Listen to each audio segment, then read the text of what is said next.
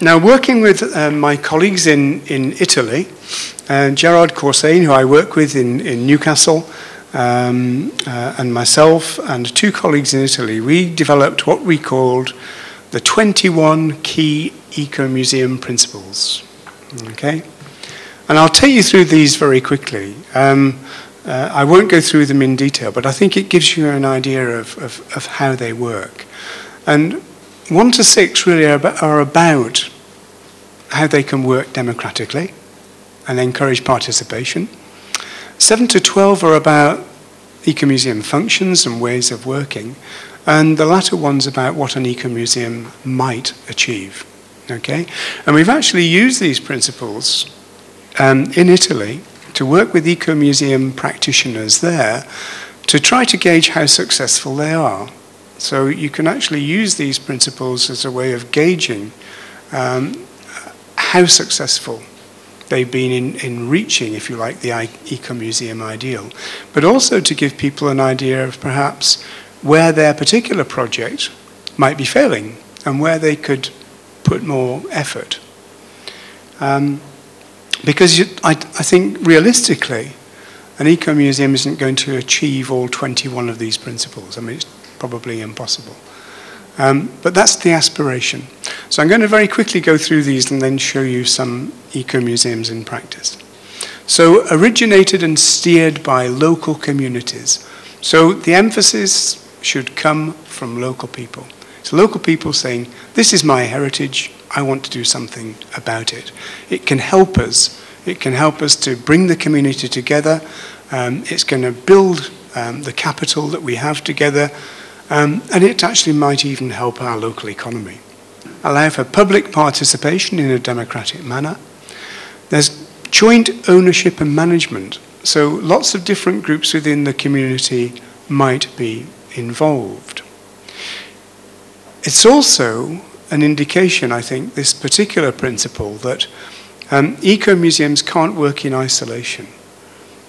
If you've got a group of volunteers and you want to achieve a particular project, you may need other expertise, and you're certainly going to need money. So you're going to have to work with other people. So most eco-museums that I know of work with local authorities, they work with specialist agencies who help to provide often some basic funding to allow eco-museums to be developed.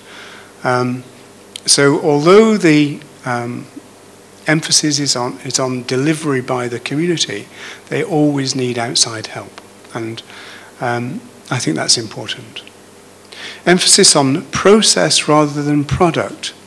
And I've recently been doing some work in Italy with a colleague of mine there in a place called Cortemelia, which was a place that had been, in the past, a very, very rich agricultural area. It's a place that is terraced. It's a terraced landscape. And it had been subject to all sorts of problems, polluted by a local chemical factory. The terraces had been destroyed by a major flood. And over the years, there'd been depopulation. People had moved away from this particular village, but it had enormous potential. And in fact, they saw the Ecomuseum principles as a way of taking things forward. So they brought together people within the local community to see what they could do to rescue this landscape and to bring it back into agricultural production. They didn't know what the product was going to be, really, at the end. They weren't looking to establish an eco-museum necessarily. But in fact, ultimately, that's what they did. And this took something like 5 years. But really the process, getting people to talk to one another, getting them to think about the landscape, thinking about what they had in terms of heritage, and think about what their heritage was and what it was about their local area that they valued, was probably more important than the end product. In the end, what's quite interesting, just to complete this little story, is that the terraces were rebuilt, farms were rebuilt and used as a place for people to come and stay. It was actually seen, in fact, as quite a marketing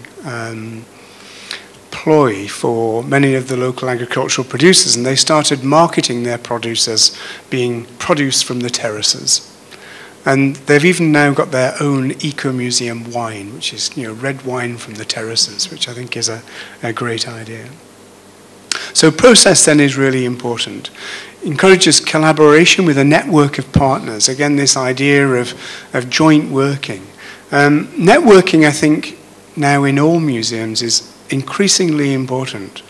You know, certainly in the UK, where we've got, you know, real economic problems, museums can only survive by forming networks, by forming partnerships and working together. So networking is really important, and so are volunteers. Ecomuseums rely, you know, very, very much on people giving their time freely. So they're very much voluntary organizations. A focus on local identities and sense of place encompass a geographical territory which can be determined by different shared characteristics. They cover spatial and temporal aspects. They cover time and space. And they're diachronic rather than synchronic, so they're looking at time now rather than just the past. They can be fragmented museums, and this is quite interesting, you know, particularly in terms of eco-museum development in China, and I'll come back to that in a moment, where you often get a hub, if you like, a main center of eco-museum activity, and then around that you've got a whole network of different sites which visitors can go to. They're often referred to as antennae, because this actually comes from the French. In English, we'd probably say other sites or satellites rather than antennae. Promote preservation, conservation and safeguarding of heritage resources in situ. And Sky again mentioned that yesterday. And equal attention is given to immovable and movable, tangible and intangible heritage resources. They should stimulate sustainable development, allow for change and development for a better future, encourage an ongoing program of documentation of past and present life and interactions with environmental factors. So in other words, they're not static organizations. They should be dynamic and looking at change. So they're promoting research. They promote multidisciplinary and interdisciplinary approaches to research and promote a holistic approach to interpretation of nature, culture, relationships. They should develop and illustrate interconnections between nature and culture, between past and present, between technology and the individual. And I think this is a really interesting one. Again, nice resonance with what Sky was saying yesterday.